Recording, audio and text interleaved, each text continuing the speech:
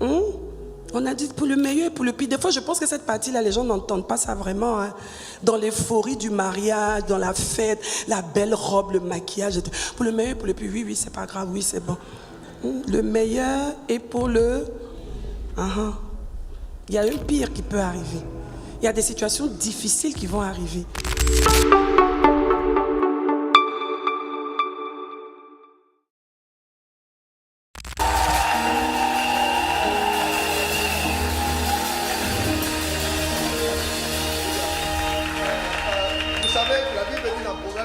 Verset 22, que celui qui trouve une femme a trouvé le bonheur.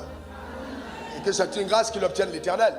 Alors je me suis posé la question, celle de savoir, mais pourquoi est-ce que Adam n'a pas eu le bonheur alors qu'il a trouvé Ève? La vie d'Adam n'était pas un bonheur. Et j'ai continué à sonder les Écritures, je me suis rendu compte que celui qui trouve une femme vertueuse, c'est lui qui a trouvé le bonheur. Et que la femme vertueuse, ce n'est pas simplement son apparence, mais c'est davantage le cœur qu'elle a. La beauté intérieure d'une femme sublime 1000 fois la beauté extérieure. Parce que l'esthétique peut changer l'apparence, mais jamais transformer le cœur. Je vous présente une femme dont l'esthétique n'a pas touché le corps, qui est belle, mais dont le cœur est transformé. Acclamez le Seigneur pour Daniel Wafo. Faites mieux que ça, s'il vous plaît. Oh là là, acclamez le Seigneur pour sa vie. Que Dieu vous bénisse. Amen. Que c'est beau de voir les gens beaux craindre Dieu. Que Dieu vous bénisse. Il n'y a que Dieu seul pour faire ce qu'il est en train de faire dans ma vie. Et je lui rends toute la gloire. Je bénis surtout le Seigneur d'avoir mis sur mon chemin un homme de destinée. Dans la destinée duquel il m'a connecté. Et qui aujourd'hui, quand je regarde ma bio, je me dis vraiment, Dieu fait des choses extraordinaires. Que le nom du Seigneur soit béni. Je veux que tu acclames pour toi-même parce que tu n'as même pas idée en fait de tout ce que Dieu va faire au travers de ta vie. Je te donne juste quelques années encore et tu seras toi-même émerveillé de voir ce que Dieu peut faire. Nous lui rendons toute la gloire parce qu'il est fidèle. Dieu est fidèle. Vraiment, salue ton voisin, dis-lui bienvenue à ce buffet divin. Un buffet royal, divin, familial. Et on va se délecter. Non, il faut lui dire ça. Dis-lui ça. Les mots sont bien choisis. On est à un buffet. Tout le monde aura sa part selon ses goûts. D'accord? Voilà. Quand c'est fait, tu t'installes. Et puis on va commencer. Merci Seigneur. Père, nous te rendons toute la gloire encore ce soir. Merci pour hier et merci parce que nous savons qu'avec toi, nous allons de gloire en gloire et que ce soir encore, tu nous feras un grand bien au nom de Jésus. Amen. Asseyez-vous dans sa présence. Le thème donc de ce partage, de ce message, de cette exhortation, de cet échange que nous allons avoir ce soir, c'est être une colonne vertébrale pour son mari. Être une colonne vertébrale pour son mari. Vous savez que la colonne vertébrale n'est pas visible. Quand le corps apparaît, on ne voit pas la colonne vertébrale. Mais si la colonne vertébrale est en problème, la personne ne peut pas se tenir debout et il y a beaucoup de choses que cette personne ne pourra pas faire. Donc elle n'est pas visible, la colonne vertébrale, mais elle joue un rôle essentiel et très important dans le corps. À mon entendement du mariage, selon les Saintes Écritures, la femme, justement, chaque femme devrait être consciemment pour son mari une colonne incontournable, une colonne vertébrale, un pilier incontournable. Une colonne vertébrale parce qu'elle apporte ce que Dieu avait réservé à cet homme et qui était caché en elle. Le complément justement qu'elle devait apporter pour solidifier les choses et emmener ce que Dieu avait comme plan à manifestation au nom de Jésus. Consciemment, je pèse bien ce mot-là, consciemment. Que Dieu nous aide à devenir des femmes consciemment incontournables pour nos maris au nom de Jésus. Proverbe 31, versets 10 et à 12. On commence avec ça. Et ça tombe bien parce que l'homme de Dieu a cité ce passage-là, alors que c'est avec ça qu'on devait introduire. Le Saint-Esprit est avec nous. Qui peut trouver une femme vertueuse? Elle a bien plus de valeur que les perles. Le cœur de son mari a confiance en elle. Notez bien ça. Le cœur de son mari a confiance en elle et les produits ne lui feront pas défaut. Verset 12. Elle lui fait du bien et non du mal. Si c'est ta Bible, tu peux souligner. Elle lui fait du bien et non du mal. Et qui plus est, tous les jours de sa vie. C'est comme c'est un sacerdoce en fait. Elle choisit de faire du bien à son mari tous les jours de sa vie. Ça montre ici de la constance, ça montre le fait que cette femme-là, de façon sacrificielle, décide de s'engager dans le bien-être de cet homme-là tous les jours de sa vie. Pas selon qu'elle est de bonne humeur ou pas, ou selon que le monsieur mérite ou pas. Elle décide de se dédier au bien-être de cet homme et lui faire du bien tous les jours de sa vie. Il faut bien souligner ça, tous les jours. Chaque femme doit entendre ça, tous les jours. Ah oui, j'apprécie bien ces quelques amens de femmes. Tous les jours, c'est ce que Dieu attend, tous les jours. Non, je préfère plus entendre des femmes dire amen. Voilà, c'est ça, il faut souligner ça. Donc c'est un rôle constant de bien-être délibéré et bien des fois sacrificiel. La femme en tant qu'aide est appelée à participer à l'élévation de son mari, à participer à la grandeur de son mari, à participer au rayonnement de son mari et à participer au rayonnement de ses enfants et donc de sa famille. Elle doit apporter, c'est-à-dire le rôle qu'elle joue est un rôle qui amène à avoir un processus en fait graduel. On part de quelque part et on arrive quelque part par la grâce de Dieu. Et elle doit participer, elle ne doit pas être un frein, mais elle doit être justement un élément que Dieu va utiliser justement pour favoriser cette élévation, cette grandeur et ce rayonnement. Une aide efficace, elle doit être. Et une aide efficace, elle devient une personne sur qui on peut compter. Une personne qui devient incontournable. Une personne sur laquelle on s'appuie de bon cœur et on s'appuie de grand cœur. Parce qu'on sait qu'avec cette personne-là, on aura l'appui nécessaire et sincère, authentique dont on a besoin pour avancer. On le fait avec plaisir. L'homme doit pouvoir compter sur nous. Et vraiment que nous puissions lui rendre cela avec plaisir. Amen. Hier, on a vu que les fondations sont capitales.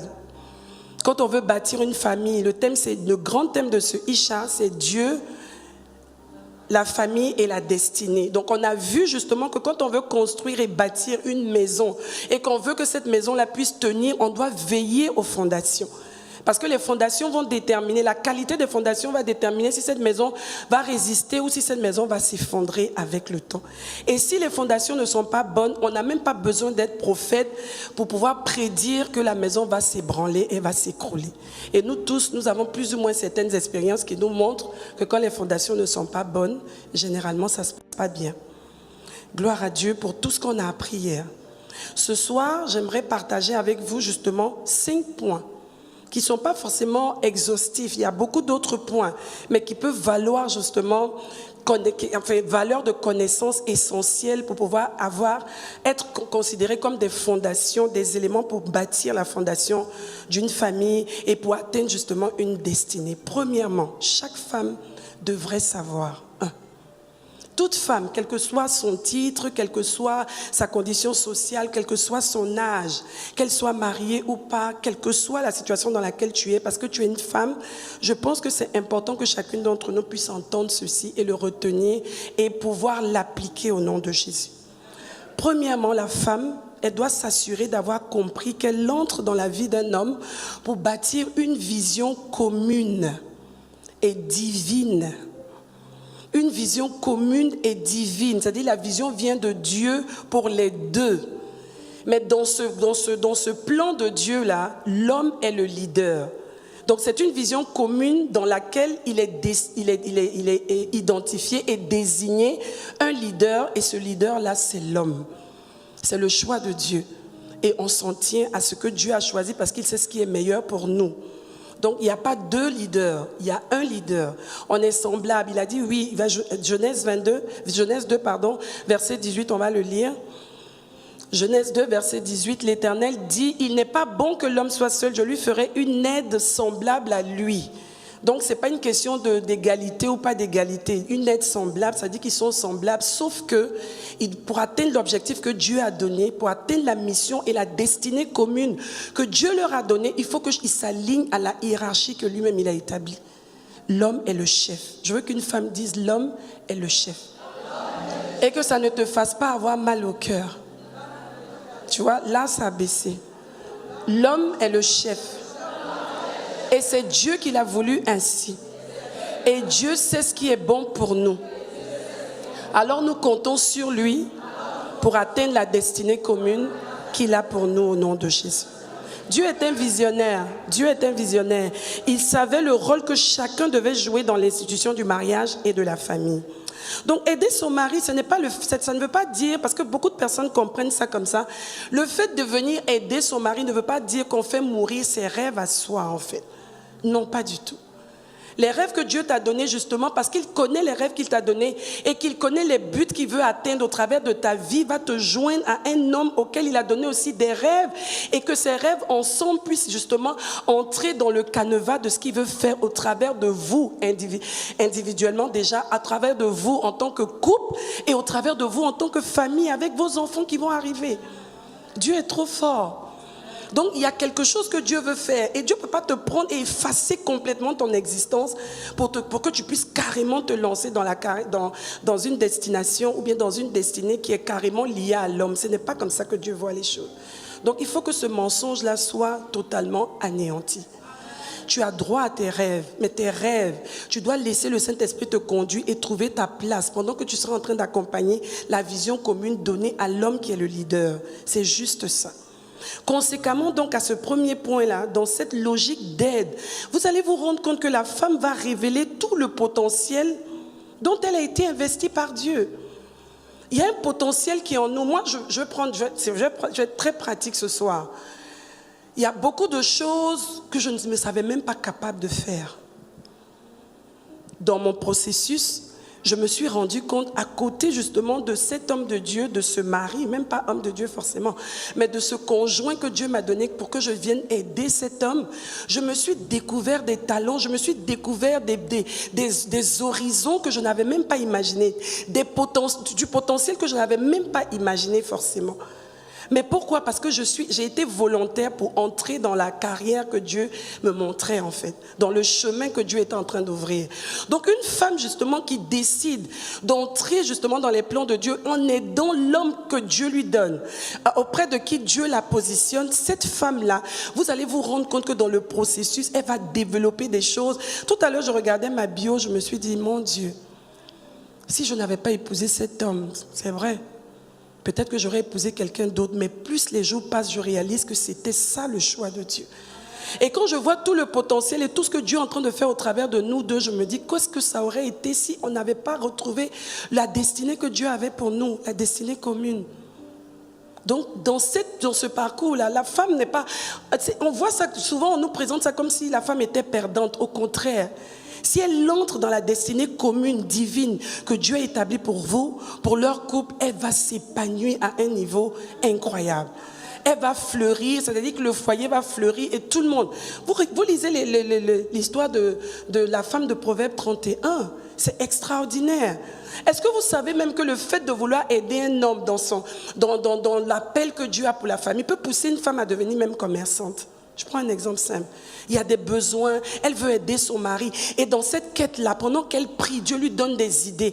Et cette femme-là peut devenir une commerçante extraordinaire qu'elle n'aurait jamais imaginé avant. Mais à cause des objectifs communs à atteindre, Dieu utilise cette femme et l'emmène dans des dimensions incroyables. C'est dans ce sens-là que je parle de révélation. Le fait d'accepter, d'aider un homme dans la destinée commune que Dieu a pour vous, va vous révéler à un niveau extraordinaire.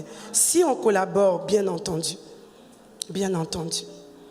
Et découvrir justement des dimensions jamais soupçonnées, incroyables. Au niveau de la famille, au niveau de la société, au niveau de la communauté. Aujourd'hui, moi, je suis enseignante, j'enseigne la parole de Dieu. Je suis devant vous, mais je vous assure que je n'avais jamais su que j'avais ce potentiel. Je n'avais jamais su que cet appel était placé sur ma vie. C'est l'homme de Dieu, parce qu'à des moments, c'est l'homme de Dieu, c'est vrai. À des moments, c'est mon pasteur. À des moments, c'est mon prophète. À des moments, c'est mon père spirituel. À des moments, c'est mon ami. À des moments, c'est vraiment mon mari, en fait. Mais dans tout ce lot-là, c'est-à-dire Dieu a utilisé le côté d'homme de Dieu, de prophète de la maison, pour me révéler qu'il y avait quelque chose sur ma vie. Quand il me parlait de ça au début, il me dit, je ne sais pas, chaque fois que tu exhortes, quand les gens reviennent vers moi, me disent vraiment, j'ai parlé avec elle, j'ai été bénie, j'ai été touchée, il y a quelque chose sur ta vie. Je pense qu'il y a quelque chose que Dieu a mis sur ta vie. Et quand on parle, je sens que tu as quand même cet appel-là.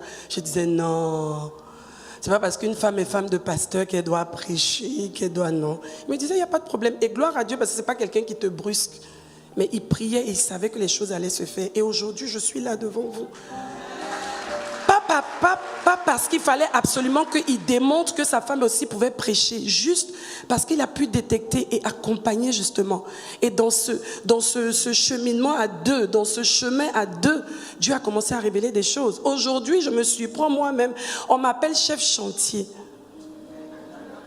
J'ai jamais su que je pouvais avoir des capacités à gérer un chantier, un projet de construction. Jamais de ma vie. Mais aujourd'hui, je me suis retrouvée dans des segments de pensée. Dieu est tellement élargi et avec une délégation pure, une délégation totale. Vous connaissez votre père, non? Vous savez comment il est exigeant. Aujourd'hui, moi, je suis son chef chantier. Ça dit, je lui dis, laisse. Tu n'as même pas le temps, tu ne peux pas t'en occuper, je vais m'en occuper. Et je me suis retrouvée en train de gérer des choses que jamais j'aurais imaginées.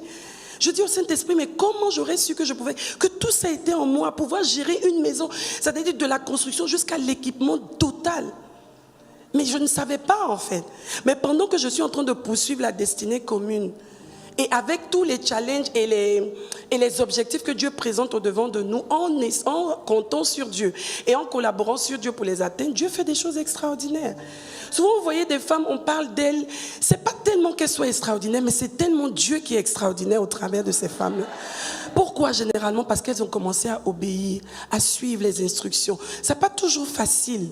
On ne veut pas vous donner l'impression, c'est ce que moi j'aime à Isha et au temple de la foi. On ne va pas vous donner l'impression que les choses ont toujours été roses, ont toujours été extraordinaires. Il peut y avoir des situations difficiles, mais avec Dieu. Comme on en parlait il y a 2 jours avec le docteur, dans toutes les situations les plus tragiques et les plus difficiles, le plus important, c'est que nos cœurs soient gardés en lui.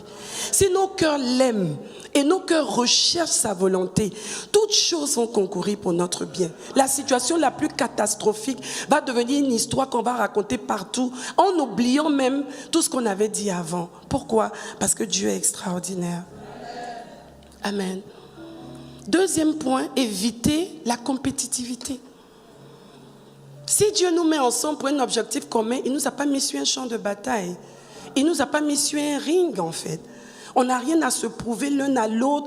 C'est tellement terrible de voir un couple où les gens, à vue d'œil, tu sens qu'ils sont en train de lutter. Chacun lutte, en fait, pour avoir de la visibilité ou pour avoir des rendements ou avoir de la productivité. Je ne sais pas, des résultats ou impressionner. Ce n'est pas utile. Dieu nous a mis ensemble. Tout à l'heure, j'ai dit qu'il a mis l'homme comme le leader.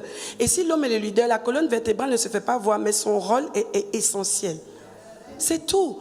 Pas besoin de se faire, pas besoin de prouver quoi que ce soit. C'est une vision commune. Si c'est l'homme qui est encensé, si c'est l'homme qui est glorifié, si c'est l'homme qui est exalté, si c'est l'homme qui est vu, gloire à Dieu. Au moins, le plan de Dieu avance. Pas besoin de lutter. Donc, 2e point, éviter la compétitivité et rechercher la complémentarité. Si Dieu nous met ensemble, ça veut dire qu'on doit matcher.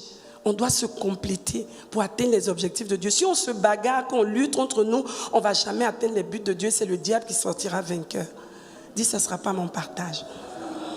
Évitez donc la compétitivité et chercher justement à être dans la complémentarité. La femme doit éviter la recherche de l'égalité à tout prix. Je n'ai pas de problème avec le fait qu'on doit revendiquer que les femmes ont des droits. Je suis d'accord, tu es l'égal de l'homme.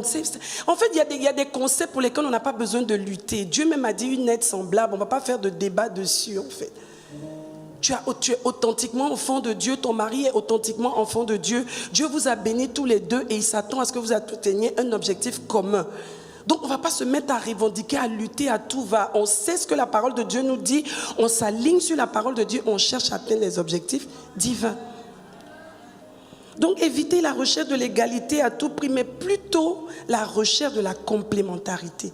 Pourquoi Dieu me met avec cet homme? Je suis peut-être déjà impressionnée de ce qu'il est en train de faire et tout ce que Dieu lui a mis en lui. Mais si Dieu me met à côté de lui, ça veut dire qu'il y a quelque chose que je dois apporter. Et quelle serait donc cette chose? Voilà ce que je recherche en fait. Voilà ce que la femme sage et la femme vertueuse recherchent, à ce que les buts de Dieu soient atteints, à ce que justement dans la maison il y ait une harmonie, de sorte que cette complémentarité emmène tout le monde à aller dans le bon sens, et non dans les guéguerres, et non dans les luttes qui vont attirer des frustrations. En plus, on doit cultiver justement un engagement, une collaboration et un soutien à toute épreuve. Il faut noter ça, madame ou mademoiselle. Oui, c'est important. À la mairie, on a fait un choix. On a dit pour le meilleur et pour le pire. Des fois, je pense que cette partie-là, les gens n'entendent pas ça vraiment. Dans l'euphorie du mariage, dans la fête, la belle robe, le maquillage. Pour le meilleur et pour le pire. Oui, oui, c'est pas grave. Oui, c'est bon. Le meilleur et pour le... Il y a un pire qui peut arriver. Il y a des situations difficiles qui vont arriver.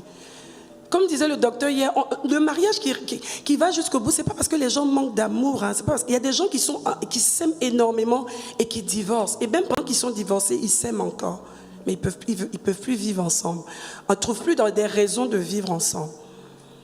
Donc il faut cultiver un engagement, une collaboration et un soutien à toute épreuve, car c'est la personne avec laquelle on a résolu de fonder une famille et d'accomplir une destinée. Ça ne s'arrête pas qu'à nous. Ça va plus loin que nous. Il y a un dessein, il y a des enfants, il y a beaucoup d'enjeux.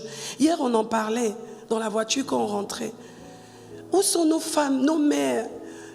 Où sont les exemples de nos mères aujourd'hui?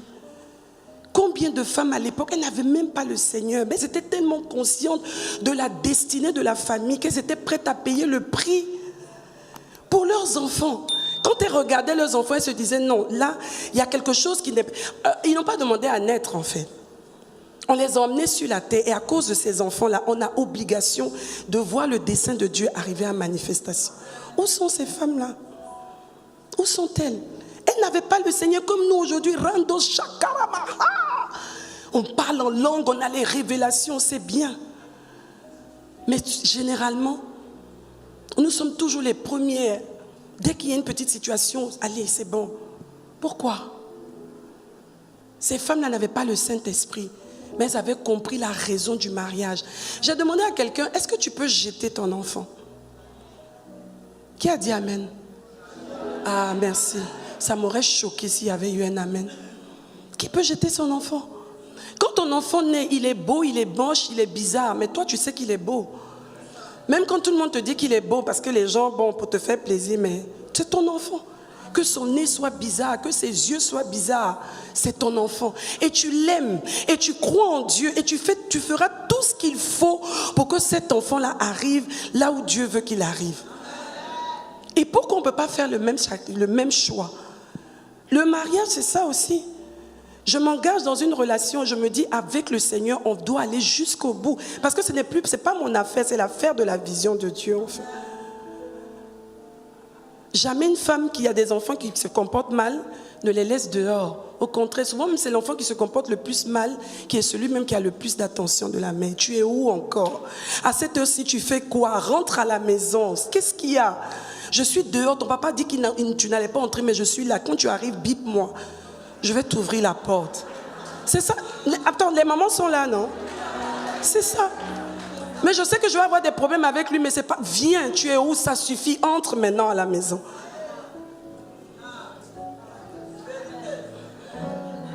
Complémentarité. Dis à ton voisin complémentarité. Les personnes qui sont complémentaires dans les couples, c'est une illustration. Combien de personnes ne disent pas généralement, je vous ai dit que j'allais prendre des exemples pratiques. Je veux dire, aujourd'hui, parfois les gens me disent, oui, quand Papa Wafo prêche, vraiment on est béni, il va sur des grandes lignes, il nous montre vraiment les concepts, les principes. Et quand toi tu arrives, c'est comme si tu viens décortiquer, c'est comme si tu viens expliciter. Vous êtes là. C'est pas moi qui le fais. On ne choisit pas de le faire comme ça, mais c'est la complémentarité pour les objectifs de Dieu qui nous impose ça. Et Dieu, sachant justement qu'on doit travailler ensemble, ne va pas me donner justement forcément le même style de prédication. Non, il faut qu'on se complète pour que les buts de Dieu soient atteints. La complémentarité. Dis encore à ton voisin ou à ta voisine la complémentarité. Et les hommes, je vais m'adresser un peu à vous ce soir. Les hommes doivent avoir l'humilité de reconnaître qu'il y a quelque chose que Dieu a mis dans leur femme et qu'elle doit apporter à leur vie. Hier, on a parlé de valorisation. Oui, un homme doit pouvoir apprécier. Donc, le troisième point qui va suivre, à tout homme. Mais avant ça, j'ai une illustration pour montrer comment la complémentarité doit se faire. Est-ce qu'on peut regarder l'image, nous projeter l'image? Regardez-moi ce puzzle. Quand ça commence comme ça n'a pas vraiment de forme. On ne sait pas trop bien à quoi ça va ressembler à la fin. Ça peut être l'homme qui commence quelque chose, la femme aussi qui commence quelque chose quelque part. Et à un moment donné, les choses commencent à prendre forme. Petit à petit. Petit à petit. La femme entre en jeu. Dieu continue à agencer les choses dans le puzzle parce qu'il a une destinée familiale, divine qu'il doit atteindre. Et le puzzle continue de se mettre en marche. Personne n'imagine vraiment ce que Dieu veut présenter au monde. Et puis on voit, voilà, l'image finale. Non, mais pourquoi tu as enlevé ça tout de suite? On voit l'image finale. Et c'est ça en fait. Dieu nous met ensemble, il y a un grand puzzle. Lui seul connaît en fait l'image qu'il veut montrer au monde. Lui seul connaît les objectifs qu'il veut atteindre. Mais si on collabore et que l'homme aussi laisse la femme travailler comme elle doit travailler et lui donne la possibilité de le faire, en l'encourageant, on va le voir. Ce puzzle-là va donner un résultat extraordinaire. Quand ça a commencé, qui pouvait imaginer qu'on voulait montrer une baleine? Un dauphin, pardon, qui était en train de sauter de l'eau. Personne n'avait une idée. Mais c'est beau à la fin. Et Dieu seul connaît la fin. C'est pour ça qu'il faut qu'on compte sur lui pour qu'il puisse aller jusqu'au bout et montrer l'image qu'il voulait montrer au monde. Troisième point donc, et là je m'adresse aux hommes, tout homme doit encourager sa femme. Ah oui, merci pour ce frère. Encourager sa femme à devenir cette colonne-là en la motivant et non en la dévalorisant. En la motivant. Les femmes ont besoin de ça. Hier, on parlait de ça. Le docteur disait, oui, mais après, les femmes aussi, après, à force de... Quand on les encense ou qu'on leur fait des compliments et tout, après, elles en demandent tellement. C'est vrai, moi, je parle des... On est dans l'équilibre ici. Et hier, à Isha, on a fait l'équilibre. C'est vrai. Parce que les femmes peuvent être assez manipulatrices. On se connaît entre nous. Mais nous sommes des femmes équilibrées. Dieu nous a donné l'équilibre au nom de Jésus. Ok. Donc tout homme doit encourager sa femme à devenir une colonne en la motivant et non en la dévalorisant. Faites attention aux mots, messieurs. Les mots. Les mots. Il y a des mots qui blessent plus qu'une machette. Les mots qu'on adresse à une femme. Et puis après on lui dit non, je t'aime. Mais ce mot-là, comme on disait, nous on n'oublie pas facilement. Mais Dieu nous aide à oublier. Mais ça fait mal en fait. Et ça peut casser tout de suite l'estime de soi. En quelques secondes, une phrase peut venir détruire ce que vous avez pris du temps à bâtir pendant des mois, peut-être même des années. Donc attention. Dis à l'homme qui est à côté de toi, attention aux mots. N'aie pas peur, dis-lui ça, même si c'est ton oncle. Bon, ça va. Attention aux mots, c'était juste une expression. Maintenant, tu veux commencer à dire... Non, attends.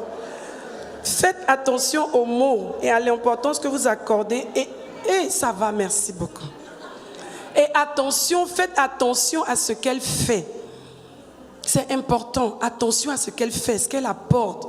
Le tout son déploiement pour la vision commune, tout ce qu'elle met en œuvre, justement pour que les choses aillent bien. Ne soyez pas aveugles par rapport à ça. Faites attention à ça. Les femmes ont besoin d'attention. C'est vrai. Vous n'avez pas le temps, vous êtes très occupés. Oui, beaucoup d'hommes sont occupés, mais il faut avoir un temps de qualité avec votre femme. Moi, le docteur Wafo, c'est un homme qui est très occupé, vous-même vous le constatez. Mais à des moments, on s'arrête. Chérie, il faut qu'on trouve un temps. Souvent, c'est même lui qui me dit, il faut qu'on trouve un temps pour un break. Je sens que tu as besoin de ça. Je dis, ah, bon, ça va aller. Ça va. Je me joue les machins. Bon, on est dans le ministère, ça va. Pas grave, chérie. Il me dit non, il faut qu'on trouve. Essaie de regarder un peu, vois un peu dans mon agenda, essaie de trucs. Trouvons quelques jours parce que il faut ça. Je sais que tu en as besoin en fait. Et c'est important parce que nous, les femmes, on en a besoin. On a besoin d'avoir des temps de qualité où ton mari est avec toi, il te parle, vous rediscutez sur les plans, les projets, les perspectives, vous échangez, il t'écoute, il prend note et tu partages avec lui aussi les petites appréhensions que tu as pu avoir peut-être par rapport à telle orientation, tel projet. C'est important d'apporter de l'attention. Les femmes ont besoin de ça. Et ça les motive. En fait, une femme à qui on donne le temps de comprendre un projet, elle va mieux se déployer pour t'accompagner. Mais une femme à qui tu montres que tu n'as pas besoin d'elle, tu sais tout, de toute façon, elle ne peut rien t'apporter, ben elle t'observe. Et si ce n'est pas une femme spirituelle, elle attend l'échec. Gentiment avec le sourire. Je dis une femme qui n'est pas spirituelle, bien entendu, hypocritement dans les prières. Les femmes rient parce qu'elles comprennent, mais nous ne sommes pas de cette catégorie. Nous disons la vérité. La Bible nous dit de parler à son prochain selon la vérité. Ce n'est pas comme ça que ça marche. Dans la clarté, dans la pureté, dans la vérité. Mais la femme aime ça. Le temps de qualité, échanger avec elle. Moi, je vais vous partager quelque chose. Mon mari, il a quelque chose de particulier. C'est que même quand je feins d'aller très bien, même au téléphone, sans même me voir, quand il me parle, il me dit ça va. Je dis non, ça va. Il parle d'autre chose. Tu es sûr que ça va? Non, non, ça va, ça va. Tu es sûr? Non, ça va, je te dis que ça va. Pourquoi? Parce que je me dis peut-être ce n'est pas le moment, il est déjà pris, après on aura le temps. Mais il sait détecter, quitte à insister. Et quand il insiste, je me rends compte qu'il est déjà au courant. Il sait déjà qu'il y a quelque chose. Et ne vous dites pas c'est parce qu'il est spirituel forcément, mais c'est parce qu'il a le cœur qui bat pour mon bien-être. Donc Dieu peut lui communiquer les situations. Je vous ai parlé du cœur tout à l'heure. Quand le cœur recherche la volonté de Dieu, quand le cœur soupire après les desseins de Dieu, Dieu va travailler avec cette personne pour atteindre ses objectifs. Parce qu'il sait que de toutes les personnes, c'est vrai, mes parents m'aiment beaucoup et tout, mais il y a une personne avec qui je suis et qui est plus soucieuse, parce qu'elle doit être plus soucieuse, parce qu'on vit tous les jours ensemble.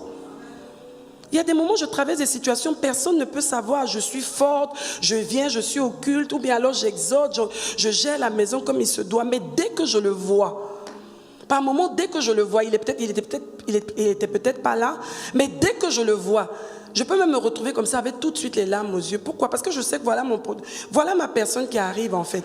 Et tout de suite, il va me demander, attends, mais je sentais qu'il y avait quelque chose ou bien quoi que ce soit. Et on en parle. Ah oui, tu sais, j'ai vécu ça, ou telle situation s'est passée et tout. Je ne voulais pas t'en parler parce que je sais que tu étais pris. Mais il faut que tu aies ça. Ne te dis pas non, elle va comprendre que je suis occupée. Elle ne va pas comprendre. Même si elle feint de comprendre, elle en a besoin pour que vous puissiez aller plus loin avec le Seigneur. Amen. Les temps de qualité. Un homme doit être un prophète pour sa famille, pour son épouse, pour ses enfants. Capter la direction reçue de Dieu pour pouvoir implémenter ça dans la famille. Et tout le monde reconnaît que papa, Dieu lui parle. Pourquoi? Parce qu'il est soucieux du bien-être de toute la famille. Amen. Donc les hommes qui sont ici, ne soyons pas seulement des hommes, des chrétiens à l'église. Il y a beaucoup de jeunes gens à qui je veux parler aussi ce soir. Vous êtes à l'église. Vous entendez la parole, vous recevez soi-disant plus ou moins la parole, mais vous ne vivez pas selon la parole. Et ça va vous créer des problèmes, assurément. On fait plusieurs Isha. Moi, je suis un peu choquée que quelqu'un puisse faire tout un Isha où on parle de la famille, des fondations, de tout ce qu'il faut éviter et tout. Et puis d'ici le prochain Isha, tu te retrouves dans 4 catastrophes. Finalement, non, posons-nous les bonnes questions. On est là pour quoi en fait? C'est juste pour dire qu'on a fait Isha. J'ai été bénie par une maman qui a eu une intervention pendant l'émission de Isha. Et elle disait, chaque année, quand je viens à Isha, je viens prendre les nouvelles stratégies, je viens prendre de nouvelles, des idées, des concepts, peut-être que je n'avais pas bien compris pour l'année jusqu'au prochain Isha. Vous vous rendez compte? Parce que la vie est spirituelle. Ce n'est pas juste que Dieu dresse un buffet avec des hommes de Dieu, des servantes de Dieu, pour venir juste nous montrer de quoi ils sont capables ou bien de quoi ils sont capables. Non, c'est parce qu'il y a des besoins où Dieu sait qu'il va y avoir des dangers et il veut nous prévenir avant. On ne peut pas être dans la maison de Dieu et on entend tout ce qu'on entend et puis on se dit, bon, ça c'est pour eux. Nous, on fait ce qu'on veut. Mais la catastrophe va arriver. Dis à ton voisin, je refuse d'être juste un auditeur de Isha, mais je veux prendre note de tout ce que Dieu veut que je retienne et appliquer ce que Dieu veut que j'applique au nom de Jésus. C'est vrai. Prenez le temps. Soyez volontaires. Vous savez, bien des fois, les femmes veulent bien faire. Hein. Mais souvent, elles ne savent pas comment faire. Elles apprennent à vous aimer. Elles apprennent à vous comprendre. Moi, j'ai appris à comprendre mon mari. Il a un passé, il a des antécédents, il a des choses qui ont plus ou moins conditionné ou bien l'ont mené à avoir une certaine posture. Mais Dieu m'a aidé en fait à comprendre, à aller comprendre qu'est-ce qu'il y avait au fond de lui. Plus je vivais avec lui, je disais, mais c'est pas possible en fait. Il y a tellement de choses en toi. Quand il m'enseignait la parole, je disais, c'est pas possible. Tu ne peux pas prêcher une fois tous les 4 mois. C'est pas possible. Il faut que le monde entier puisse entendre ça. Il faut que Dieu donne de la résonance à ta voix. Parce que Dieu a mis quelque chose en toi que le monde entier doit entendre. Et c'est comme ça justement que j'ai commencé à l'aider. Mais je pouvais l'aider de la mauvaise manière. Mais si je n'étais pas allée chercher auprès du Seigneur, et si lui aussi n'avait pas été patient pour m'expliquer les choses, pour me faire comprendre les choses, pour me partager sa vie, me partager ses appréhensions, me partager ses défis, ça allait être difficile. Donc les hommes aussi, vous devez apprendre à collaborer avec vos femmes, à parler avec elles et à leur donner les moyens de leur politique en fait, ou de la politique commune. Dieu veut qu'on aille quelque part, mais si je ne sais pas comment t'aider, ou quand dès que je me trompe, ça devient une catastrophe, je me rebiffe. Puisque je ne veux pas faire d'erreur. Il ne faut pas que demain on dise que oui. Non, vous devez être patient. Vous devez échanger avec elle. Quelqu'un vient t'aider, dis-lui ce qu'il y a à faire. Sois vrai avec elle, ouvre ton cœur, ne sois pas double. Ne cherche pas à être ce que tu n'es pas parce qu'elle va le découvrir en fait. Sois vrai. Et puis laisse-la entrer et faire ce qu'elle peut faire et t'aider à le faire. C'est aussi simple que ça. Le mariage, on a l'impression que c'est quelque chose de très compliqué. Ce n'est pas complexe en fait. Si on laisse le Saint-Esprit nous aider, on va s'en sortir. Oui. Quatrièmement, tu dois t'impliquer dans la gestion de la famille, femme. Quels que soient tes titres, même si tu es occupé, tu peux déléguer, mais avoir l'œil, la femme vertueuse. Avoir l'œil. Même si on délègue, on doit superviser. Est-ce que les enfants sont allés à l'école comme il se doit? Est-ce qu'ils ont eu le repas comme il se doit? Est-ce qu'on a mis ce qu'ils aiment? La mère doit connaître ce que ses enfants aiment. Et c'est elle qui dit à la nounou, c'est quel enfant, ce qu'on doit mettre dans son sac. C'est pas la nounou qui doit te dire, l'enfant, attends, tu as mis le truc là. Non, il ne mange pas ça. Hein. Ah, il ne mange pas ça. Ah, d'accord. C'est l'enfant de qui? Tellement tu es hors sujet en fait. Non, franchement, ton mari, même si tu ne peux pas être toi-même à la cuisine parce que tu as peut-être des obligations, mais tu sais ce qu'il mange, le menu c'est toi qui le fais. Oui, tu supervises, monsieur il doit manger, ah non, non, non, et tu goûtes, tu testes, est-ce que c'est vraiment le goût qu'il aime, est-ce que c'est bon? Et dire non, non, non, ici, là, non, il ne faut pas mettre de trucs, lui, il n'aime pas ça. Non, même c'est quand on fait ça avec ça, le piment, c'est bon, mais non, lui, il ne mange pas le piment. C'est tout. Donc, la personne même que tu prends pour t'assister, donc à qui tu délègues justement la responsabilité, c'est que tu as le regard. Et c'est différent. Et ça te donne même d'avoir un certain respect de ces personnes. Sinon, après, ces personnes-là se foutent. Après, vous dites non, les filles, elles n'ont pas de respect. Mais elles n'ont pas de respect parce que toi-même, tu n'as pas de respect pour ton identité, en fait. Ça ne marche pas. S'impliquer. Comment ça se passe dans ma maison? Je ne suis pas là, mais je sais tout ce qui se passe dans ma maison. Je suis en voyage, mais je sais tout ce qui se passe dans ma maison. C'est important. La femme vertueuse, elle savait tout ce qui se passait dans sa maison. Et elle gérait tout. Même si tu ne peux pas gérer physiquement ou bien toi-même, mais tu gères quand même. Sous délégation. Ça se fait. Et ça marche. S'impliquer, les enfants. Tout ce qui se passe dans la maison, leurs vêtements, tes enfants ne peuvent pas apparaître comme ça. À une cérémonie, on vient te les déposer. Et c'est maintenant que tu commences à te plaindre. Mais pourquoi tu l'as habillé comme ça? Non. Tu dois déjà dire ce que l'enfant va porter. Même quand tu sors, tu dis quand vous allez arriver, mets-lui ça. Tu mets ses habits même de côté. C'est tout. Et cinquièmement, être une femme de prière, naturellement. Une femme de prière. Qui a le mot d'emploi du mariage? Qui a écrit le mot d'emploi du mariage? C'est Dieu. Et si Dieu a écrit le mot d'emploi du mariage, ça veut dire que c'est lui qui peut nous aider. Chaque fois qu'il y a une situation qui ne va pas, on retourne vers lui pour dire, Seigneur, ça ne marche pas. Quel est ici, dans ce cas-là? Vous savez, même quand vous lisez le mode d'emploi, on vous donne différents cas de figure. Voilà comment ça doit fonctionner. S'il y a tel problème, faites ceci. S'il y a tel... Et quand on finit d'énumérer tous les problèmes qu'on peut régler nous-mêmes, on en arrive à certains qu'on ne peut pas régler, on nous emmène vers quoi? Le service après-vente. Dans le Seigneur, le Saint-Esprit est là pour le service après-vente. Si les choses ne marchent pas, le Saint-Esprit va nous aider. Il ne faut pas se braquer. On a vu hier que la femme est flexible parce qu'elle a été tirée de la corde. Parce que la corde permet de respirer, donc elle est extensible et elle est flexible. Dieu nous aide. Proverbe 31, versets 30 à 31. La grâce est trompeuse et la beauté est vaine. La femme qui craint l'Éternel est celle qui sera louée. Aujourd'hui, on met tellement l'accent sur la beauté. Les gens se défigurent, se dénaturent. Tu as dit, Dieu t'a créé d'une certaine manière. On te revoit, tu n'as plus rien à voir avec la manière dont Dieu t'a créé. Ce n'est pas ça le plus important. Le plus important, c'est ce qu'il y a à l'intérieur. C'est l'intimité que nous avons avec le Seigneur pour pouvoir réussir le mandat pour lequel nous sommes sur la terre. Et si Dieu nous met avec quelqu'un, avec un homme, et nous donne des enfants, que le Saint-Esprit, justement, dans cette intimité, là, par la prière, la lecture de la parole, la méditation de la parole, que nous puissions développer une certaine culture divine, en fait, qui doit s'implémenter dans nos familles et s'aligner sur cette culture-là, sur les principes. Quand je parle de culture, je parle en termes de principes, de concepts, de la mentalité du royaume, en fait. Que Dieu nous aide. C'est juste ce que je voulais partager ce soir. Il est possible qu'il y ait eu des situations difficiles.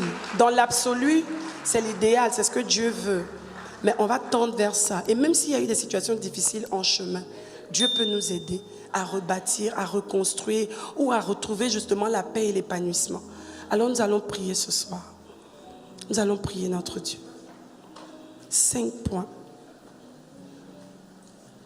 Avoir justement à l'esprit que Dieu nous a mis ensemble pour un objectif commun. Même si peut-être qu'aujourd'hui on a l'impression que ce n'est pas la même chose. Mais Dieu nous aide. Que Dieu nous aide. Prie le Seigneur ce soir. Demande au Seigneur de t'aider. Quelle que soit la position où tu te trouves, que tu sois jeune, comme j'ai dit, que tu sois d'un certain âge, que tu sois marié ou pas, que Dieu nous aide chacune à atteindre les objectifs que Dieu a pour nous, et les hommes aussi. Que Dieu nous aide et qu'au travers de ce programme, nous puissions atteindre véritablement ses buts au nom suprême de Jésus. Merci Saint-Esprit de Dieu. Amen.